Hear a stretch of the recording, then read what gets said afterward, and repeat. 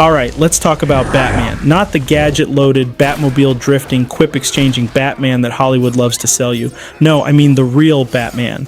The one that doesn't just fight crime, he reshapes the way people think about fear. The one that doesn't need to throw a single punch to ruin a man's life.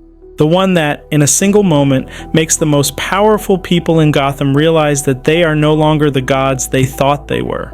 And no scene does that better than Batman, Year One. The infamous "you've eaten well" moment. It starts before he even enters the room, before the smoke and the shadows, before the trembling hands and the shattered illusions. It starts with a simple decision. How do you make an entrance? See, in another story written by lesser hands, Batman might have come crashing through the ceiling like an action hero, fists swinging, bones cracking, followed by some forced one-liner like "dinner's over." But that's not how this works. That's not how he works. Instead, outside the estate where Gotham's most corrupt are feasting away, a driver waits. Just a guy doing his job, completely oblivious to the fact that he is about to become the opening move in one of the most masterfully executed psychological attacks ever conceived.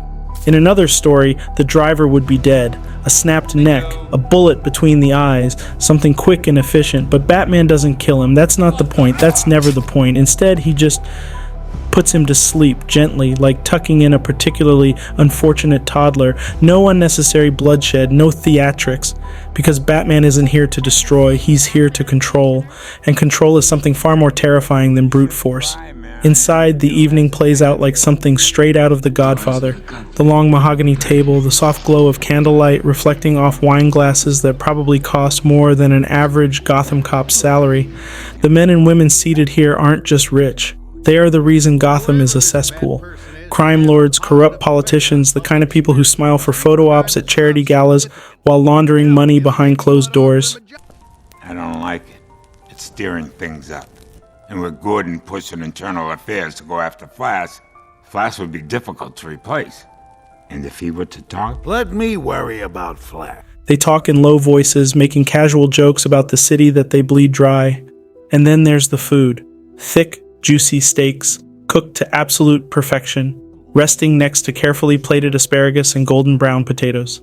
The kind of meal that isn't just about taste, it's a display of power. They don't eat because they're hungry. They eat because they can. Because they know that while they're slicing into their prime rib, the people of Gotham are gnawing on stale bread and instant noodles. Because nothing reminds you that you're in control, like indulging in excess while others starve. And just as one of them is about to take another bite, the world stops. The lights go out, not in a flickering, power grid failed sort of way, not in the way where someone trips over a cord and the room erupts in laughter. No, this is absolute, intentional darkness. The kind that doesn't just steal sight, but certainty. The kind of dark that reminds you that you are, at your core, nothing. For a second, no one moves, no one speaks. And in that single breath of silence, something shifts in the room, because these are people who have never felt powerless. Not once, not even for a second. And now, for the first time in their lives, they don't know what's happening. Then, glass shatters.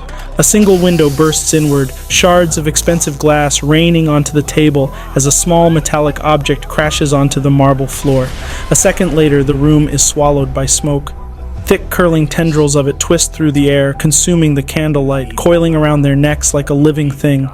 Panic sets in. Silverware clatters against plates. Chairs scrape against the floor. Someone coughs, another stumbles, and in the middle of it all, Carmine Falcone, the most powerful crime boss in Gotham, does the worst thing he could possibly do. He tries to act like nothing is wrong, because through the smoke something moves, not a man, not a cop, not a rival, something else. And then he steps forward. The silhouette cuts through the fog, slow and deliberate. No rushed movement, no frantic attack. The cape drapes over his shoulders like the wings of some ancient beast, the tips of his boots barely making a sound as he glides toward them. The smoke curls around him, not swallowing him, but bending to him. This is not a person. This is the inevitable. No one breathes. No one moves. This isn't some mugging in an alley. This isn't a street thug making demands. This is something they never prepared for. And then he speaks. You've eaten well. You've eaten Gotham's wealth, its spirit, but your feast is nearly over. From this moment on, none of you are safe. That's it. No yelling, no threats, no bargains, just a quiet, undeniable truth. Because up until this moment, these people believed one thing, and one thing only, that they would always be safe. That as long as they played the game correctly, paid the right people, greased the right palms, they would always be untouchable. That Gotham would always belong to them. But now something else belongs to Gotham. And it doesn't care about their money. It doesn't care about their connections. It doesn't care that they've spent their whole lives believing they were above the consequences of the world they created. Because Batman isn't here to punish them. He's here to redefine reality itself. And the worst part, he doesn't need to do anything else. He doesn't need to stay and fight. He doesn't need to make an example out of anyone, because the fear has already done its job. Every single person in that room will go home and never sleep the same way again. They'll hire more security, double check their doors, look over their shoulders in parking garages. They will start suspecting each other. They'll panic. They'll turn on their own people, because that's the real power of fear.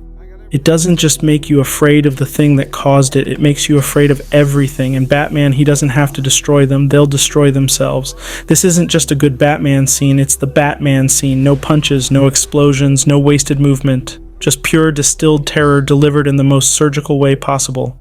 Because Batman isn't here to fight crime. He's not here to be a detective or a vigilante. He's here to burn the illusion that Gotham ever belonged to them, and tonight he made its monsters afraid of the dark.